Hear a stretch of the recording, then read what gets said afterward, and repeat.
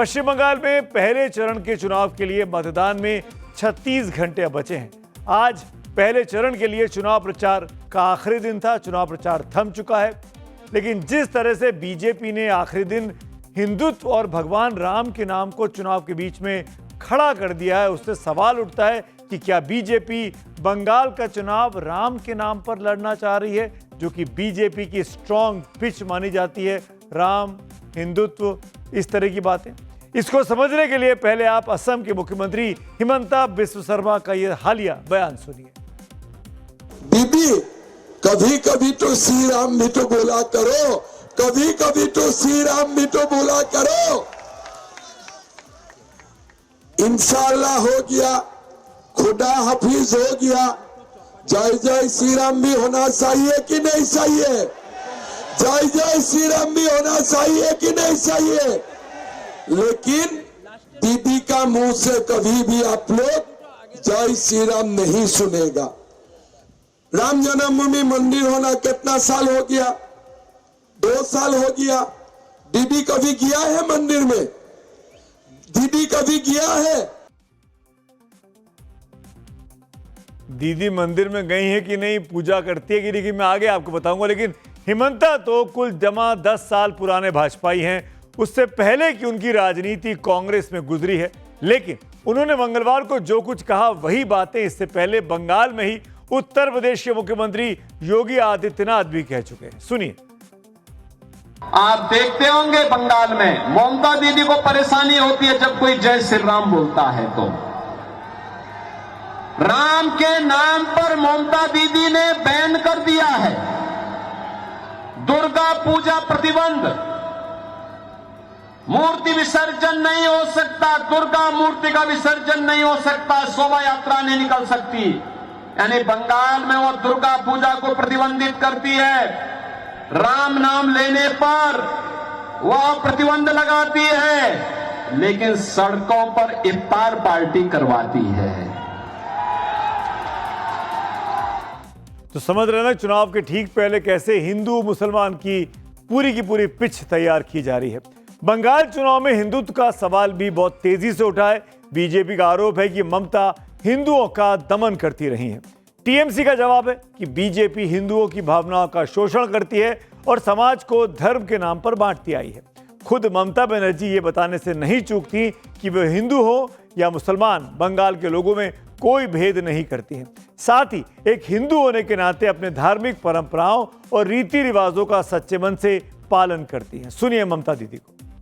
মা দুর্গার কথা বলি, ওং সর্বমঙ্গল মঙ্গলে শিবে সর্বাত্ম সাধিকে শরণ্যে ত্র্যম্বকে গৌরী নারায়ণী নমস্তুতে সৃষ্টি স্থিতি বিনাশনং শক্তিভূতে সনাতনী গুণশ্রয়ী গুণময়ী नारायणी नमस्तुते। तो कौन बड़ा हिंदू है, इसकी रूपरेखा कब कैसे तय होगी, ये तो 4 मई के नतीजे बताएंगे। लेकिन लड़ाई बहुत ही दिलचस्प हो चुकी है। हिंदुत्व और राम नाम पर छिड़े चुनावी संग्राम के बीच जिन इलाकों में पहले चरण की वोटिंग होनी है, वहां सभी दलों ने अपनी पूरी ताकत झोंक दी है, चाहे टीएमसी हो या फिर भारतीय जनता पार्टी।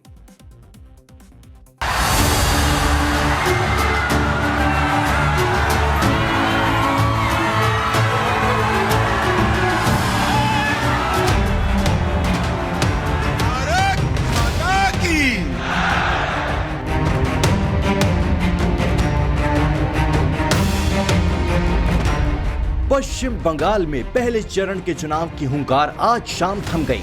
सारे दलों के नेताओं ने अपनी अपनी ताकत झोंक दी और सबको यही यकीन है कि बंगाल की जनता उनको ही चुनेगी। एक जुलूम, ईडी का जुलूम, सीबीआई का जुलूम, इनकम टैक्स का जुलूम, हर घर में बिजनेस के लिए इलेक्शन का टाइम में भी जुलूम कर रहे हैं। मैं आपको कह के जाऊंगा कि बंगाल जय करने का बाद हमारा टारगेट दिल्ली है। हम पर जुर्म डालने वाली दीदी को, ममता दीदी को टाटा बाय बाय कहने का टाइम हो गया है भाई। चुनाव की पूरी तैयारी बंगाल विधानसभा के लिए गुरुवार को होने वाले पहले चरण के चुनाव में 16 जिलों की 152 सीटों के लिए मतदान होगा। इनमें मुर्शिदाबाद की 22, कूच बिहार की 9, जलपाईगुड़ी की 7, अलीपुरद्वार की 5, कलिम्पोंग की 1, दार्जिलिंग की 5, उत्तर दिनाजपुर की 9, दक्षिण दिनाजपुर की 6, मालदाह की 12, बीरभूम की 11, पश्चिम बर्धमान की 9, पूर्वी मेदिनीपुर की 16, पश्चिम मेदिनीपुर की 15, झारग्राम की 4, पुरुलिया की 9 व बांकुड़ा की 12 सीटें शामिल है। पहले चरण में कुल 1478 प्रत्याशी मैदान में हैं। इन प्रत्याशियों के भविष्य का फैसला बंगाल के 3,60,77,171 वोटर करेंगे। इस बीच बीजेपी ने बांग्लादेशी घुसपैठियों के मुद्दे को जमकर हवा देनी शुरू कर दी है। बीजेपी सांसद निशिकांत दुबे ने बशीरहाट में इच्छामती नदी के पास से एक वीडियो दिखाने की कोशिश की कि कैसे घुसपैठ होता है। यही बात रविवार को प्रधानमंत्री नरेंद्र मोदी ने बंगाल में चुनाव प्रचार के दौरान कही थी। साथियों, टीएमसी की निर्मम सरकार विरासत पर हमला कर रही है। घुसपैठियों के कारण बंगाल की भाषा और बंगाल की संस्कृति में बहुत बदलाव आ रहे हैं। Bureau report, times now Bharat. Bharat और बांग्लादेश एक दूसरे से 4096 किलोमीटर लंबी सीमा को साझा करते हैं। इनमें 2216 किलोमीटर सीमा पश्चिम बंगाल से जुड़ी हुई है। इसीलिए घुसपैठ का सवाल बंगाल के जरिए ही ज्यादा उठता है और इसीलिए हर चुनाव में यह अहम मुद्दा भी बन जाता है। वैसे बंगाल में पहले चरण के चुनाव से पहले जो मुद्दे हावी रहे उनमें बांग्लादेशी घुसपैठिए का मुद्दा, महिला आरक्षण में परिसीमन का बवाल, एसआईआर में कटे वोटों का मामला, हिंदुत्व वाली पहचान और राज्य में कानून व्यवस्था का सवाल सबसे बड़े मुद्दे बनकर उभरे हैं। चुनाव प्रचार के अंतिम दिन केंद्रीय गृह मंत्री अमित शाह दार्जिलिंग में थे, उत्तरी बंगाल में। वहां उन्होंने आरोप लगाया कि तृणमूल कांग्रेस के कार्यकर्ता गुंडों की तरह काम करते हैं और राज्य में बीजेपी की सरकार बनी तो उन पर एक्शन लिया जाएगा।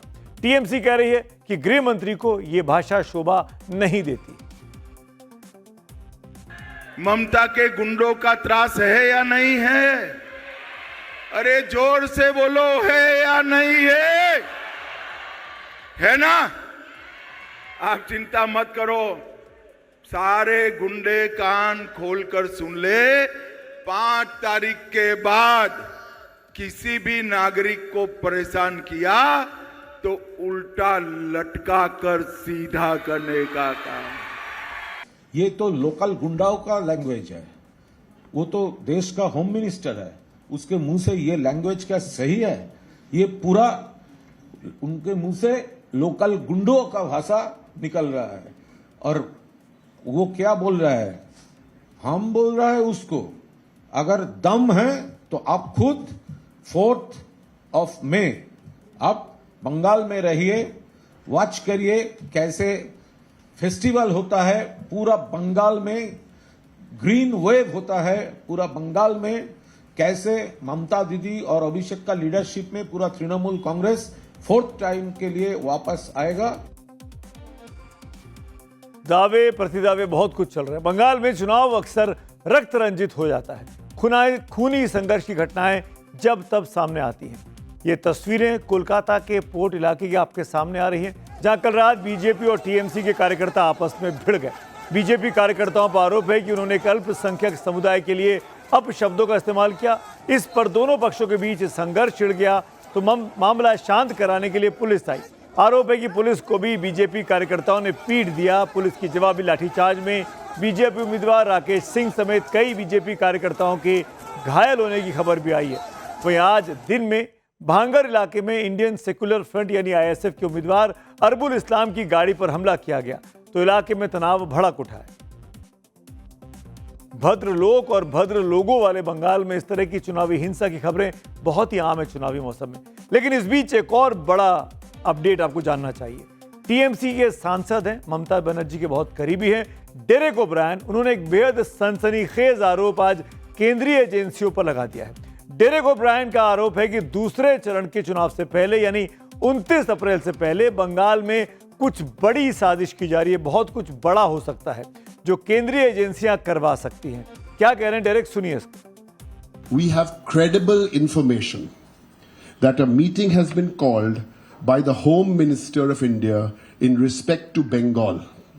CBI head, ED head, NIA head. Some serious action has been planned before phase 2 of the polls. Mark my words, in the next 150 hours, some devious action has been planned. This will probably happen somewhere in the districts of South Bengal, where the BJP are a big zero. Second phase का चुनाव उस इलाके में होने वाला है जो तृणमूल कांग्रेस का गढ़ माना जाता है और शायद उसी ओर इशारा कर रहे हैं कि कोई बड़ी साजिश होने वाली। क्या है इस बारे में डिटेल में डायरेक्ट ने कुछ नहीं बताया, केवल चुनावी आरोप है या वाकई में कोई सीरियस मसला है कि राज्य सरकार और केंद्र सरकार के बीच में ऐसा ना हो कि आपसी खींचतान में कोई बहुत बड़ा नुकसान हो जाए। ये आशंका तो मन में पैदा कर ही दी है। कोई भी चुनाव जनता की उम्मीदों को भी इम्तिहान होता है। चुनाव की कसौटी पर पब्लिक के असल मुद्दे कसे जाते हैं। बंगाल में चुनाव के दौरान और उसके बाद होने वाली हिंसा एक ऐसी ही समस्या है जिससे आम लोगों में असुरक्षा का भाव भर जाता है। वहां शिक्षक भर्ती और राशन वितरण में घोटालों का आरोप भी अब जवाब मांग रहे हैं। आरजे कर अस्पताल में एक महिला डॉक्टर से रेप और हत्या की मामला चुनावों में लगातार उठ रहा है और जवाब चाहता है कि महिलाओं को सुरक्षा कब मिलेगी। बेरोजगारी का सवाल कब अपने समाधान तक पहुंचेगा। राज्य में औद्योगिक विकास कब तक हो पाएगा और कब तक रोजी रोटी की तलाश में वहां के नौजवान पलायन करते रहेंगे पश्चिम की ओर। अवैध घुसपैठ से सिक्योरिटी और डेमोग्राफी पर जो खतरा मंडरा रहा है उसका हल क्या है। और यह भी एक अहम सवाल है कि कभी सूखा तो कभी बाढ़ और कभी चक्रवाती तूफानों से होने वाले नुकसानों की भरपाई कब होगी और कैसे होगी। लेकिन चुनाव अक्सर भावुकता की ढलान पर फिसलता चला जाता है। बंगाल में चुनाव अक्सर अस्मिता से जोड़ा जाता है। बांग्ला अस्मिता माँ माटी मानुष जैसे भावुक पहचान को जन्म देती है तो कई बार बांग्ला समाज से निकले महापुरुषों के व्यक्तित्व को निखारती भी है। बंगाल ने धर्म, अध्यात्म, साहित्य, विज्ञान से लेकर राजनीति तक एक से बढ़कर एक दिग्गजों को जन्म दिया है। बंगाल की माटी के एक महान लाल थे स्वामी विवेकानंद, तो दूसरे थे नेताजी सुभाष चंद्र बोस। लेकिन चुनावी आपाधापी में बीजेपी नेता और उत्तर प्रदेश के मुख्यमंत्री योगी आदित्यनाथ की जुबान फिसल गई। स्वामी विवेकानंद ने कहा था, तुम मुझे खून दो मैं तुम्हें आजादी दूंगा। मुख्यमंत्री योगी की जुबान फिसली। नाम उन्होंने विवेकानंद के हवाले से इस नारे का जिक्र कर दिया तो टीएमसी ने भी तुरंत चुटकी लेने का उनको मौका मिला। टीएमसी की सांसद महुआ मोइत्रा का ये ट्वीट वायरल है जिसमें वो योगी आदित्यनाथ पर जमकर चुटकी ले रही। चाहे पेट का सवाल हो या दिल का, रोजी रोटी का मुद्दा हो या पहचान और संस्कृति का, हर मुद्दे चुनावों में अपने हिसाब से गढ़े जाते हैं। उसमें कोशिश यही होती है कि अपनी कमीज कैसे दूसरों से ज्यादा सफेद दिखाई जाए, बल्कि कई बार तो दूसरों की कमीज पर ज्यादा कालिक दिखाने की होड़ भी होती है। इस बीच चुनाव से ठीक पहले आम जनता उन्नयन पार्टी यानी बाबरी मस्जिद बनवाने की बात करने वाले हुमायूं कबीर के 4 उम्मीदवारों ने, जी हां, उम्मीदवारों ने वोटिंग के पहले पार्टी छोड़ दी है। वो चारों उम्मीदवार ममता बनर्जी की टीएमसी में आज अचानक शामिल हो गए। वो चारों नेता हैं रानीगंज से उम्मीदवार राहुल घोष, दुर्गापुर पूर्व से उम्मीदवार रूबिया बेगम, बाराबनी से उम्मीदवार अद्वैत दास और पांडवेश्वर से उम्मीदवार जुबैद शेख। बस देखते जाइए, 29 अप्रैल से पहले और भी सियासी कलाबाजियां बंगाल में देखने को मिल सकती हैं और तेज ये वार पलटवार का ड्रामा चल सकता है।